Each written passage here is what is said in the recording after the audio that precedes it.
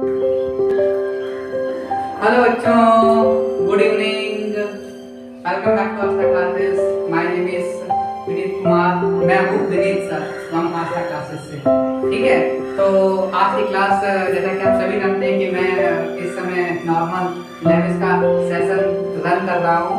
तो हम पहला लेक्चर आपको दे चुके हैं, तो इसी के साथ में आज हमारा दूसरा लेक्चर है नॉर्मल लैंग्वेज का, जिसको कि हम आगे प्रोसीड करने का प्रयास करेंगे। तो इसके लिए सबसे पहले तो हम कुछ पॉइंट्स हैं जो मैं आपको डिस्कस करने वाला हूँ इस बुक के माध्यम से। आइए पहले उसको जान लेते हैं, फिर उसके बाद हमारे पास हम एक्सरसाइज की ओर क्या करेंगे, बढ़ेंगे। राइट, तो हम कल के पॉइंट्स में मैंने जो डिस्कस किया था वो हमारा नॉर्मल लैंग्वेज का कंप्लीट इंट्रोडक्शन डिस्कस हो चुका था। अब हम इंट्रोडक्शन के आगे के पार्ट को क्या करेंगे, कंटिन्यू करेंगे। राइट, तो आगे के पार्ट में how to test your present vocabulary, अपनी प्रेजेंट वोकैबुलरी को हम कैसे टेस्ट करते हैं, how much work we are and how much work you are. इसको टेस्ट करने के लिए हम अपनी प्रेजेंट वोकैबुलरी को क्या करेंगे, चेक करेंगे with the help of some these questions। ठीक है, these exercises। तो once a child you are an expert and accomplished virtuoso at learning new words। एक बार जब एक बच्चे के रूप में हम बच्चे थे, तो हम जिस चीज को एक बार ठान लेते थे उस चीज को हम कर डालते थे। तो अभी वो समय दूर नहीं है, हमें अभी भी अपने आप को एज ए चाइल्ड ट्रीट करना है, अपने आप को हमेशा बच्चा समझना है, ताकि हमारी जो सीखने की जो क्षमता है वो डे बाय डे इंक्रीज होती रहे और हमारी वर्ड्स पावर की, हमारी जो नॉलेज भी है वो भी क्या होती रहे, इंक्रीज होती रहे, डे बाय डे बढ़ती रहे। तो हमें हमेशा अपने आप को बच्चा समझना है। हम चाहे जितने ही बड़े क्यों ना हो जाए, हमें अपने आप को बच्चा समझना है, क्योंकि बच्चे का नेचर क्या होता है, उसको जो भी चीज जैसे भी मोड में सिखा दी जाती है वो वैसे ही सीख लेता है और उसको लॉन्ग रन के लिए क्या हो जाता है बेटा, लर्न हो जाता है। ठीक है, तो अभी हमें एक एज ए एक्सपर्ट बनना है, as a child. Right, and accomplished virtuoso. Virtuoso को बेटा क्या होता है, एक स्किल्ड बंदा होता है, तो एक स्किल्ड पर्सन होता है, उसके पास एक पर्टिकुलर स्किल होती है। जैसे कि एक टीचर के पास एक आर्ट होती है, पढ़ाने की कला होती है। उसी तरीके से जैसे कि एयरक्राफ्ट, पायलट और लोको पायलट, इन सब ये सभी जितने भी प्रोफेशन है, इसमें एक स्किल्ड बंदा होता है जिनके पास एक पर्टिकुलर स्किल होती है। लोको पायलट के पास क्या होता है, ट्रेन चलाने की स्किल होती है। और पायलट के पास क्या होता है, पायलट के पास को एरोप्लेन चलाने की स्किल होती है। और टीचर के पास कौन सी स्किल होती है, टीचर के पास बच्चों को पढ़ाने की स्किल होती है। राइट, तो वर्चुओसो एक ऐसा व्यक्ति होता है, विकल्प से हम कह सकते हैं, जिसके पास एक पर्टिकुलर स्किल होती है। स्किल के माध्यम से वो सामने वालों को क्या करता है, पढ़ाने का काम करता है। Right, eight learning new words. तो उसी स्किल को अब हम इस नॉर्मल लैंग्वेज के सेशन में सीखने वाले हैं। Right, today by comparison you are rank and bumbling and mature. हम अभी वर्ड के मामले में बहुत ज्यादा क्या है, वीक है, हमें कुछ भी नहीं आता। अभी मेरे को क्या समझ कर रहे हैं, मेरे और आपको जितने भी स्टूडेंट्स इस वीडियो को देख रहे हैं, उनको ये समझ कर चलना है कि उनको अभी कुछ भी नहीं आता है। भले ही उनके पास जितनी भी ज्यादा नॉलेज क्यों ना हो, उनको ये समझना है कि उनको अभी भी कुछ भी नहीं आता है। राइट, और जब वो ये समझ लेंगे कि उनको कुछ भी नहीं आता है, तब वो इस सेशन में कनेक्ट होंगे और वो नए words day to day new words सीखने का प्रयास करते जाएंगे। Does this statement sound insulting? Right, it may be, but if you are average adult, it is a statement that is unfortunately only too true. Educational testing indicates that children of 10 who have grown up in families in which English is native language have recognition vocabularies of over 20,000 words। अब हम क्या होते हैं, because we are Indians, हम नहीं जानते हमारा native language क्या है। हमारी नेटिव लैंग्वेज हिंदी है, लेकिन अगर हम इंग्लिश से यूज टू होने की बात करेंगे तो हम इंग्लिश रखने ज़्यादा यूज टू नहीं है। तो उसके लिए हमें क्या करना पड़ेगा, हमें इंग्लिश टीचर की एक सहायता लेनी पड़ेगी और इंग्लिश सप्लीमेंट की सहायता लेनी पड़ेगी। तो वो हमारा वर्ड पावर में डिग्री एक ऐसा ही सप्लीमेंट है जो हमें कई मामलों में आगे चलकर क्या करेगा, तैयार करने का काम करेगा। Right, educational testing indicates that children of two who have grown in families in which English is mainly language have recognition vocabularies of over 20,000 words, and that these same 10-year words have been learning new words at the rate of many hundreds a year since the age of 4. In astonishing contrast, studies show that adults who are no longer attending school increase their vocabularies at a pace slower and than 25 to 50 words annually. Right? How do you access your own vocabulary? Is it quantitatively healthy, rich in overall range, responsive to any situation in which you may find yourself, truly indicative of your intellectual potential? More important, is it still growing at the same rapid rate as when you were a child? Or as with most adults, has your rate of increase dropped drastically since you left school? If you so do, you now feel that your vocabulary is somewhat limited, your verbal skills not as sharp as you would like them to be. Right? Let us find out. I change you to a series of tests. अब यहाँ पर हम क्या करना शुरू करने जा रहे हैं? यहाँ पे हम एक vocabulary की सीरीज शुरू करने जा रहे हैं, जिस सीरीज के माध्यम से हम हर एक आने वाले सेशन में न्यू वर्ड्स, न्यू चैप्टर्स के विषय में स्टडी करेंगे और अल्टीमेटली उसका क्या करेंगे, स्टडी करने का प्रयास करेंगे। Will measure your vocabulary range as well as your verbal speed and responsiveness. Right? तो अगर इसके आगे हमें क्या करना है, अब हम नया टेस्ट शुरू करने वाले हैं। तो इस टेस्ट को शुरू करने से पहले अगर आपको हमारा चैनल और हमारा सेशन अच्छा लग रहा हो तो आप हमारे चैनल को लाइक, शेयर, सब्सक्राइब करना ना भूलें और बेल आइकन पर प्रेस करना ना भूलें। राइट, जिससे कि हमारे जो भी वीडियो हम अपलोड करते हैं इंटरनेट पे, उस वीडियो के बीच आप सभी तक टाइमली पहुंचते रहें, आप टाइमली अपडेट रहें। तो इस वजह से आप हमारे चैनल को लाइक, शेयर, सब्सक्राइब करना ना भूलें और बेल आइकन पर प्रेस करना भी ना भूलें। राइट, तो अब हम एक यहाँ पर वर्ड पावर मेड इजी का टेस्ट सीरीज शुरू करने जा रहे हैं। राइट, तो यहाँ पर हमारा हालांकि हमारे इस टेस्ट में 60 मल्टीपल चॉइस क्वेश्चन है। इन 60 मल्टीपल चॉइस क्वेश्चन को हमने 4 पार्ट्स में डिवाइड किया हुआ। पर पार्ट्स में 15 क्वेश्चंस मैंने ऑप्ट किए हैं। पर पार्ट्स में मैंने 15 क्वेश्चन को अडॉप्ट किए हैं। राइट, उन 15 क्वेश्चंस को हम सॉर्ट आउट करेंगे, सॉल्व करने का प्रयास करेंगे और सॉल्व करने के बाद हम देखेंगे कि हम कितने ज़्यादा मेरे को वर्ड्स लर्न है, प्रीवियस में मैंने कितनी ज़्यादा स्टडी की हुई, प्रीवियस में मैंने कितनी ज़्यादा पढ़ाई की हुई, जिसकी वजह से हमें अपनी नॉलेज पता चलेगी इस सीरीज के माध्यम से। तो अगर आपको जिन भी स्टूडेंट्स का इंटरेस्ट, जिनका वोकैब बहुत ज़्यादा कमज़ोर है, ठीक है, जो एकेडमिक्स का पार्ट है, चाहे वो एकेडमिक्स का पार्ट ना भी हो, वो भी सेशंस को अटेंड कर सकते हैं। ये सेशन सभी के लिए, जो बच्चे कंपटीशन की तैयारी कर रहे हैं उनके लिए भी ये सेशन, और जो बच्चे कंपटीशन की तैयारी के लिए एकेडमिक्स वगैरह में है, ये सेशन उनके लिए भी बहुत ही ज़्यादा बेनिफिशियल साबित होने वाला है। राइट, तो वर्ड पावर मेड इजी के पार्ट 2 सेशन में हम एक टेस्ट ऑफ वोकैबुलरी लेंगे में 4 पार्ट्स है। इसके 4 पार्ट्स में आज हम पहला पार्ट क्या करेंगे, क्लियर करेंगे। और इस पहले पार्ट्स में 15 क्वेश्चंस मैंने ले रखे हैं। अब स्टेप बाय स्टेप हम आगे आने वाली वीडियोस में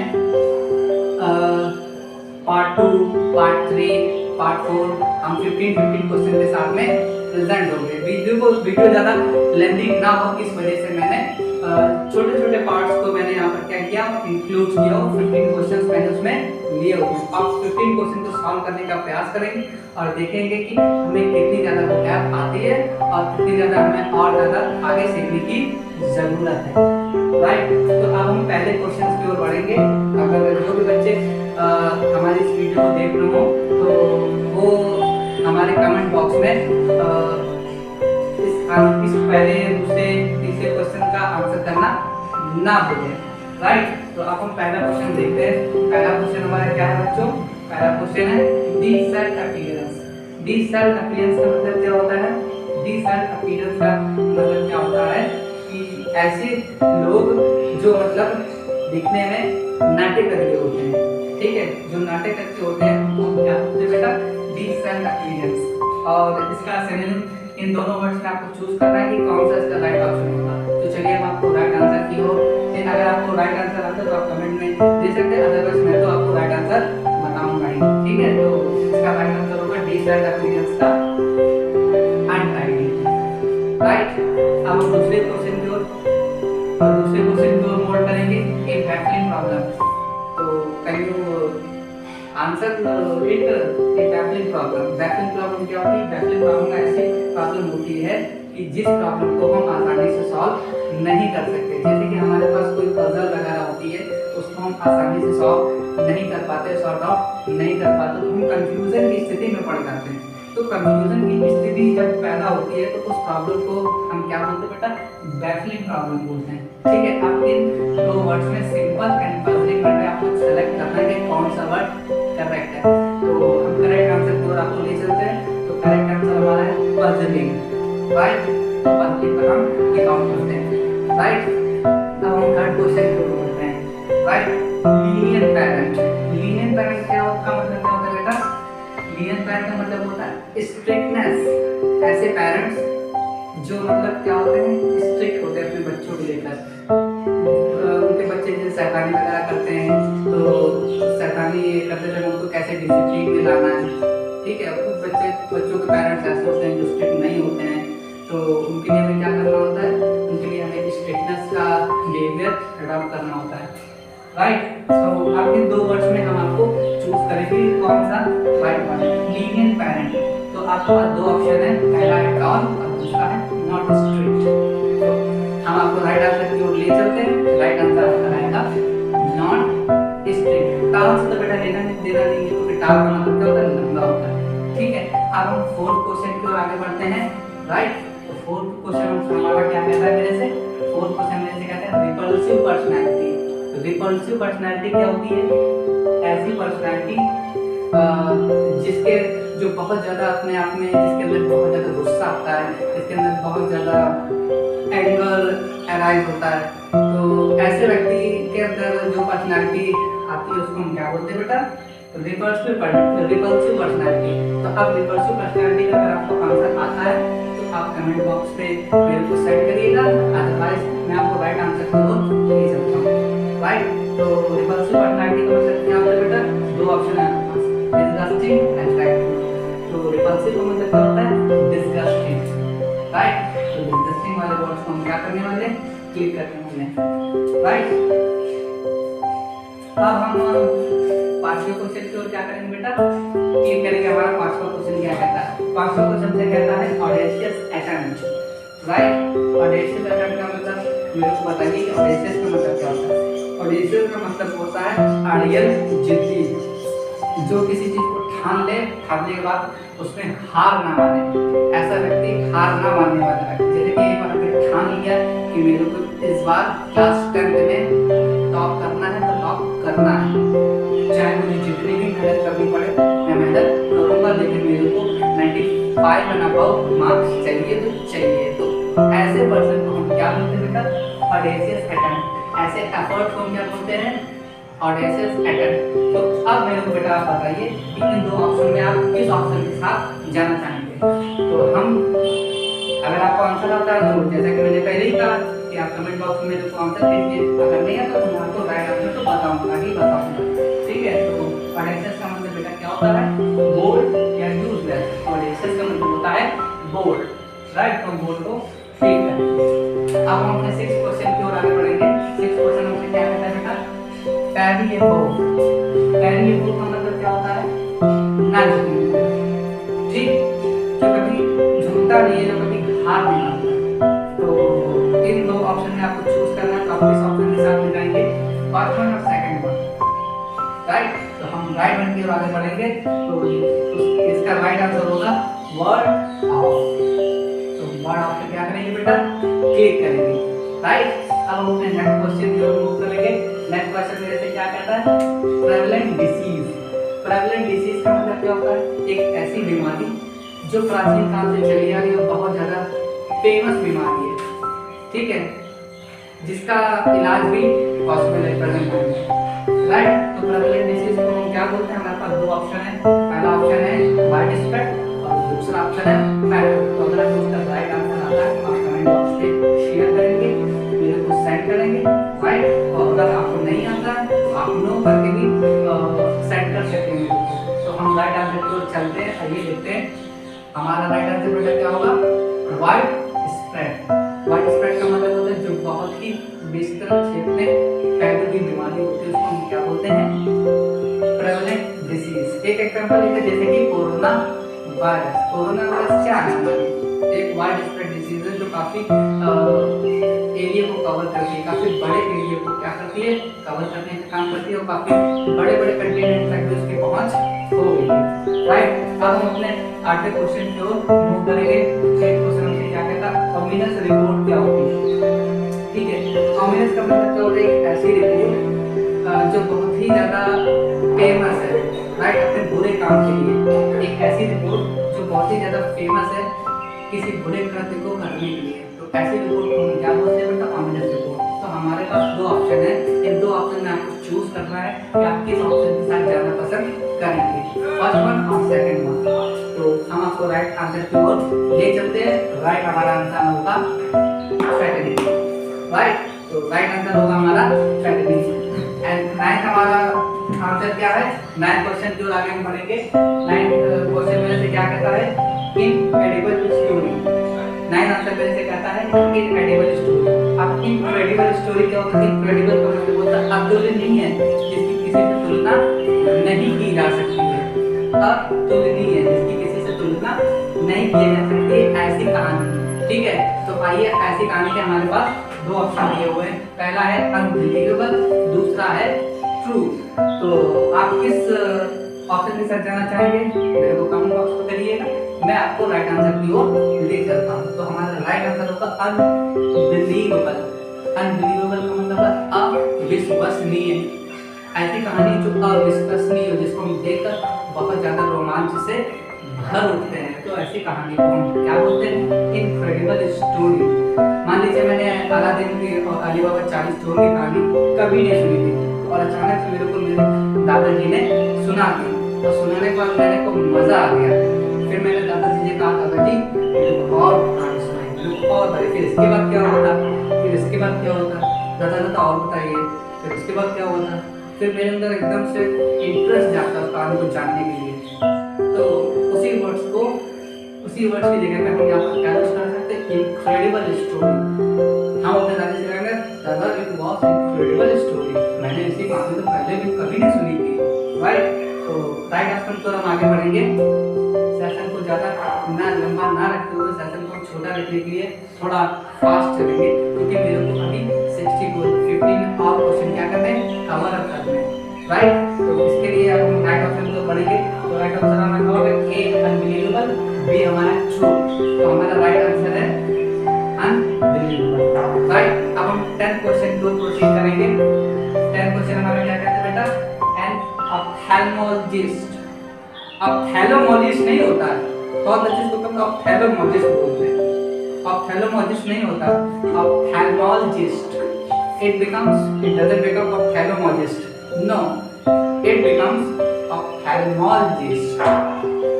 It becomes ophthalmologist.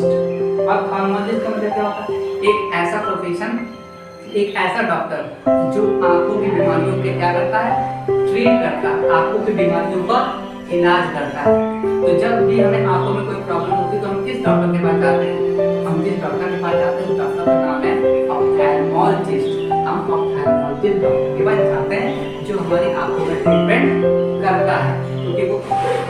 आंखों का स्पेशलिस्ट होता है। एक ऐसा डॉक्टर जो आंखों का स्पेशलिस्ट होता है, उस डॉक्टर को हम क्या बोलते हैं बेटा? ऑप्थेल्मोलॉजिस्ट। आप इसमें से देखते हैं कि कौन सा हमारा राइट ऑप्शन होगा। हमारे पास दो ऑप्शन है, पहला ऑप्शन है हमारे पास आई डॉक्टर और दूसरा स्किन डॉक्टर, राइट।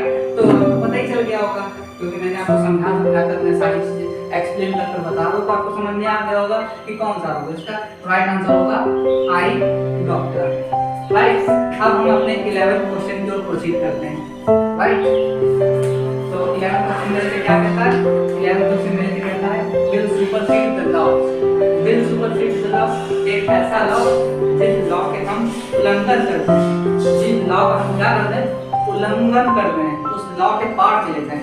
यानी लॉ मेरे से कहता है कि अपनी सीमाओं को नहीं नापना है, लेकिन हम उस सीमाओं को क्या कर जाते हैं? अपनी लिमिट्स को क्रॉस कर जाते हैं, ठीक है। तो उस केस में विल सुपरसीड द लॉ, यानी कि हमने उस लॉ के बदले में किसी दूसरे लॉ को क्या कर दिया?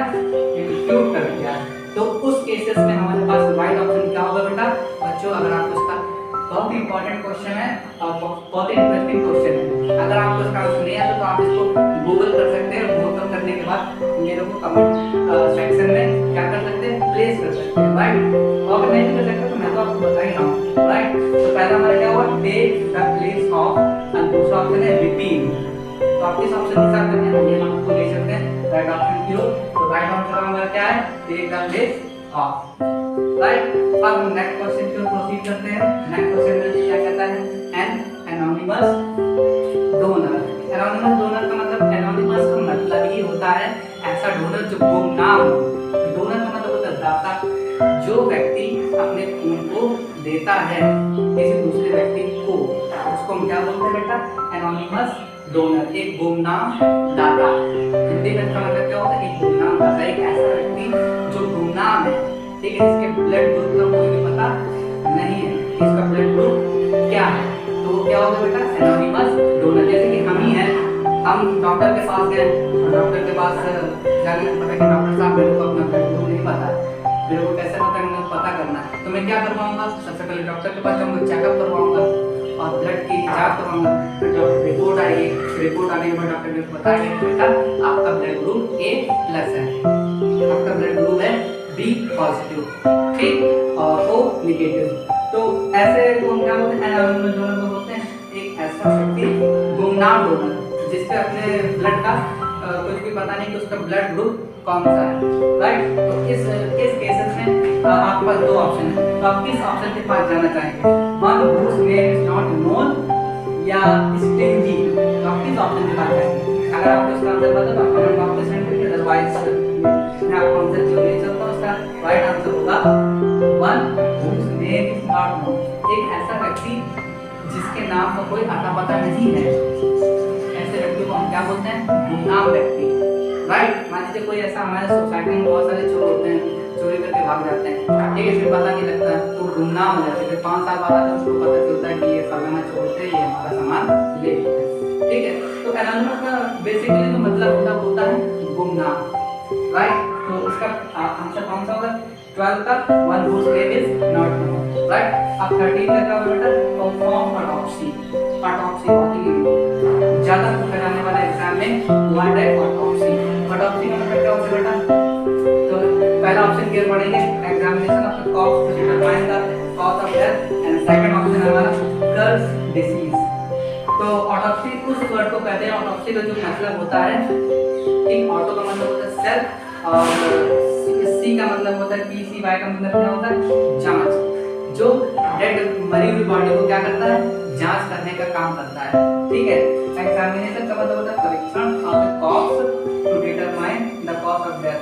एक ऐसा परीक्षण, एक ऐसा एग्जाम जो किसी व्यक्ति की जब डेथ हो जाती है तो उसके डेथ का जब हम पता लगाते हैं कि इसकी मृत्यु का कारण क्या है। ज्यादातर जो ऑटोप्सी का काम करते हैं हमारे CID हमारा चैनल है, बहुत ज़्यादा फेमस है। उसमें जैसे किसी के मर्डर हो जाता है या किसी की मृत्यु हो जाती है, तो अगर उसके मृत्यु के कारणों की जांच करनी हो, इसकी मृत्यु किस कारण से हुई है, ठीक है, तो उस केसेस में हम क्या कौन से एग्जाम को कंडक्ट करवाते हैं? ऑटोप्सी करवाते हैं, ठीक है। तो ऑटोप्सी के केसेस में क्या होता है कि ऐसे व्यक्ति की जांच होती है डेड गुर्दे की जांच होती है और उसकी मृत्यु के कारणों का पता लगाया जाता है। तो ऐसी चीजों के एग्जामिन करने के लिए हम क्या करते हैं बेटा, ऑटोप्सी करते हैं।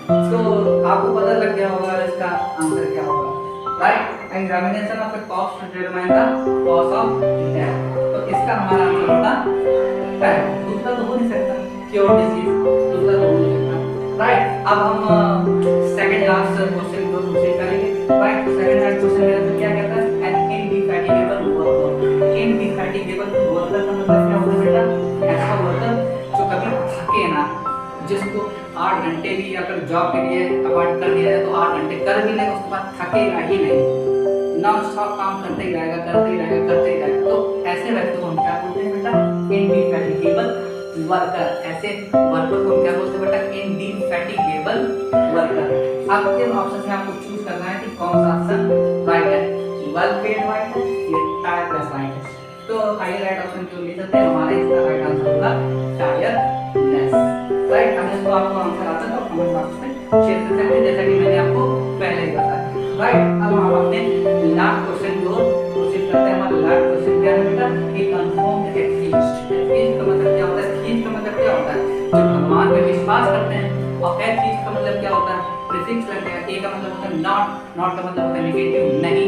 ऐसे व्यक्ति जो भगवान पर विश्वास नहीं करते हैं, ठीक है। तो जो भगवान पर विश्वास नहीं करते हैं तो उनको हम क्या बोलते हैं, एथीस्ट बोलते हैं। लेकिन इसमें क्या कहा, एक कन्फर्म एथीस्ट, एक ऐसा व्यक्ति जो भगवान पे बिल्कुल ही विश्वास नहीं करता, टोटली विश्वास नहीं करता, कन्फर्म विश्वास नहीं करता है, तो उसको हम क्या बोलते हैं बेटा। टू ऑप्शन है आपके पास, डिसबिलीवर इन गॉड और बैचलर। तो आप किस ऑप्शन को जाना चाहेंगे, तो हम जाना चाहेंगे डिसबिलीवर इन गॉड, राइट। हमारा राइट ऑप्शन होगा disbeliever in God, that's it. तो अब हम अपने इस वर्ड पावर मेड इजी के पार्ट 2 में 4 सेशन है। अभी तो पहले ही हुआ, पहले में 15 क्वेश्चन हुए, अभी 15 का 15, 15 दूनी 30, 15 3 45, 15 चौको 60। अभी 3 सेशन और देखने बाकी हैं, तो जल्दी करें, ये सेशन भी कमिंग सून आ रहे हैं। अगर आपको ये सेशन अच्छा लगा हो तो हमारे आस्था क्लासेस के जो चैनल है, चैनल पर जाइए और बेल आइकन को क्या करिए, प्रेस करिए, जोर जोर से दबाइए, जिससे कि हमारे बेल आइकन को प्रेस करने से क्या होगा, हमारे वीडियोस का जितने भी लेटेस्ट वीडियोस आने वाली है उसका लिंक हम आपके व्हाट्सएप चैनल पर पहुंच जाएगा। इसलिए उसमें लाइक शेयर सब्सक्राइब कर दें उसको, ठीक है। और हमारी आने वाली वीडियोस के अपडेट से क्या है, स्टे ट्यून रहे, राइट। तो अभी हम आज के सेशन में पार्ट 2 का फर्स्ट पार्ट हुआ, अभी 2 पार्ट आएगा, फिर 3 पार्ट आएगा, फिर 4 पार्ट आएगा। तो आने वाले सेशंस में हम तीनों पार्ट्स को जोरदार तरीके से आपके सामने प्रेजेंट करने वाले हैं। तब तक के लिए हम इस वीडियो में क्या करते हैं, निकाल लेते हैं। अगर हमारी वीडियो आपको अच्छी लगे तो हमारे चैनल को once again like share subscribe करना ना भूलें। इसी के साथ थैंक यू वेरी मच।